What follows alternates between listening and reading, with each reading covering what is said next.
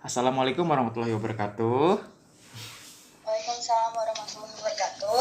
Perkenalkan, saya Muhammad Akmal Hidayah dari Fakultas Kedokteran Universitas Lampung, Angkatan 18. Kalau boleh tahu dengan siapa saya berbicara? Saya Putri Diabulan Sabita.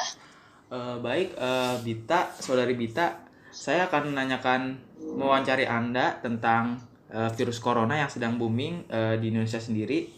Apakah saudari Bita bersedia? Ya, saya bersedia. Baik, untuk pertanyaan yang pertama, apa yang Anda ketahui tentang virus corona atau COVID-19? Ya, menurut saya suatu penyakit yang menyerang saluran pernafasan yang dimana itu bisa menular ke orang-orang lain. Dan sekarang-sekarang ini lagi naik-naiknya kurva dari penyakit ini. Baik. Lalu menurut Anda bagaimana gejalanya? Gejalanya sih macem-macem. Ya kalau umumnya sih kayak flu, batuk-batuk, bersin, ada gejala demam juga, dan malah ada yang nggak bergejala, tiba-tiba pas dites positif. Lalu bagaimana virus ini bisa menyebar dari manusia satu ke manusia lainnya menurut Anda sendiri nih? Ya, penyebarannya macam-macam juga, tapi umumnya dia itu lewat droplet. Biasanya pas kita bersin atau pas kita salaman sama teman, terus lupa cuci tangan tuh pas mau makan, padahal ada virusnya. Atau ada orang batuk misalkan nggak pakai masker, terus dropletnya itu menular lewat airborne juga bisa. Menurut Anda nih, apakah hewan bisa menularkan penyakit ini? Saya kurang tahu mengenai ini, tapi dari berita awal dari virus corona sendiri memang dari hewan, tetapi saya nggak tahu masalah itu. Bagaimana situasi penyebaran virus corona saat ini di Indonesia sendiri? Kondisi di Indonesia sendiri masih payah. Ya, karena masyarakat sendiri yang susah buat diatur, jadi penyebaran virusnya susah buat dikontrol. Dan sekarang juga masih nyebar luas. Ya, ada faktor lain sih, kayak protokolnya juga dari pemerintah.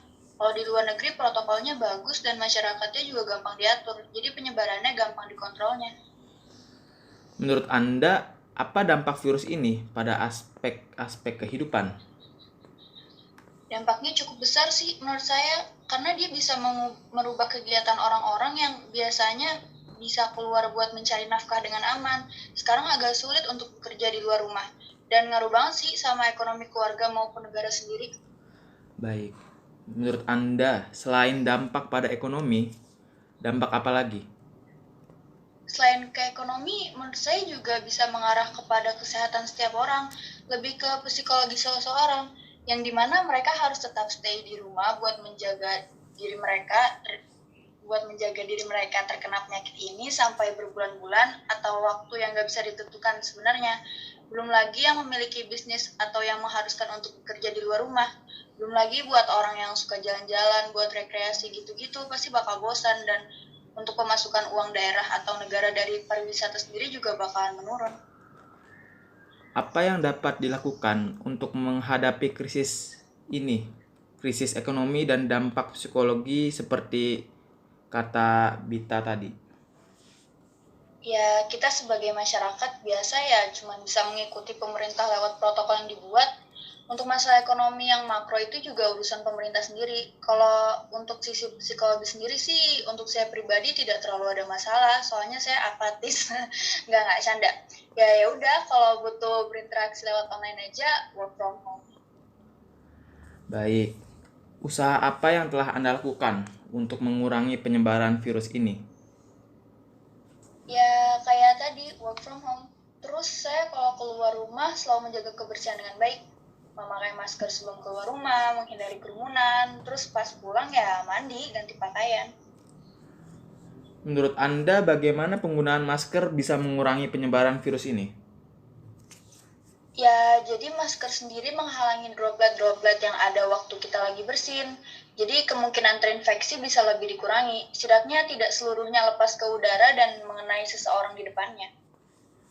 Menurut Anda, upaya apa yang telah dilakukan pemerintah? Apakah Anda sudah setuju dengan kebijakan tersebut? Ya, kebijakan dari pemerintah sendiri menurut saya masih kurang tegas sih. Kayak setiap daerah tuh ketentuannya tuh berbeda-beda ya. Ya mungkin karena kurangnya sosialisasi kali, ya antar daerah yang mengharuskan PSBB yang harus dijalanin tuh seperti apa secara detailnya.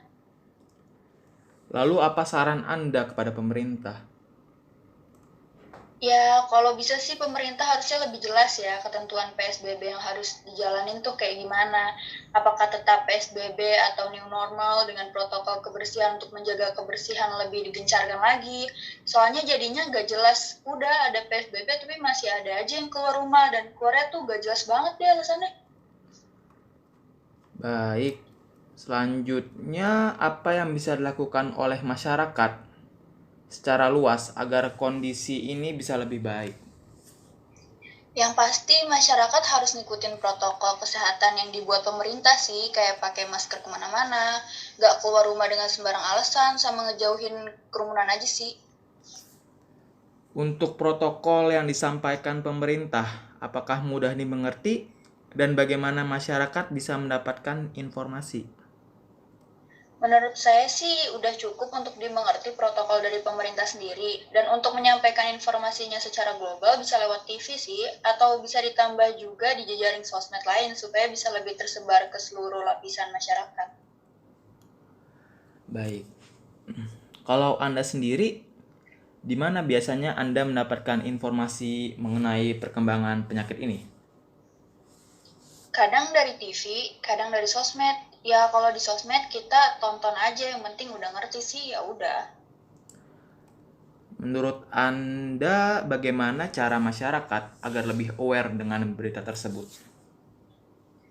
Ya kayak tadi disiarin di TV udah paling bener sih. Dia mencakup semua kalangan, karena ada yang dia cuma nonton TV aja, gak main internet, tapi perlu ditambah dengan sosial media karena generasi-generasi muda lebih banyak berinteraksi dengan internet.